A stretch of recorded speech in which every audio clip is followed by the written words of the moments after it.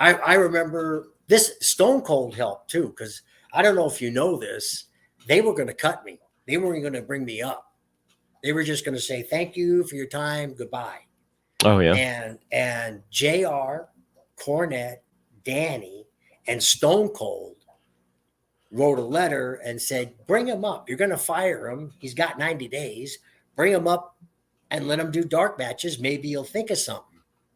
And I remember we were doing Huntington, West Virginia. Do you remember that, Rip?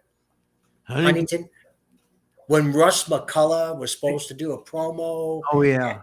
And be a heel. He turned or something. And he turned. He was like a baby face. He turned himself face. Yeah. I remember that. I said, oh, man.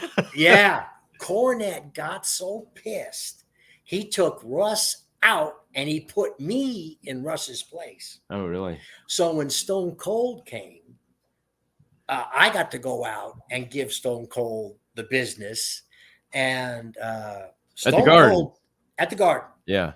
And Stone Cold, I'm saying, what are you coming here? This is my house. I am the role model. I don't use foul language. I don't drink beer. You're a bad, role model for my people in Louisville. When I said Louisville, oh my God. they went crazy. So in Louisville, so all of a sudden, Steve talked to me a little bit before the promo. Right in the middle of it, he turns around and starts to walk out of the ring. And that wasn't part of the thing. He was testing me. and JR goes, you better call him back. And I said, hey, boy, don't you turn your back on me. And the audience popped. And I went, oh. And then he did that Stone Cold pause. Yeah. That Stone Cold turn. And then he came in. And then he started making nice, like I had really offended him. And I did this. Okay, I'm going to let you have your minute, the spotlight, this and that, this and that. And I said, that's right, boy. And then he starts looking around. And of course, you know what everybody's calling for. And he gave it to me. And the rest was history. So I got the thumbs up from Steve and they called me up. Uh-huh. And from what I know and what I've been told, Stephanie was the one that came up with Rico the stylist as the manager. Oh, yeah. For Billy and Chuck. That's what I was told.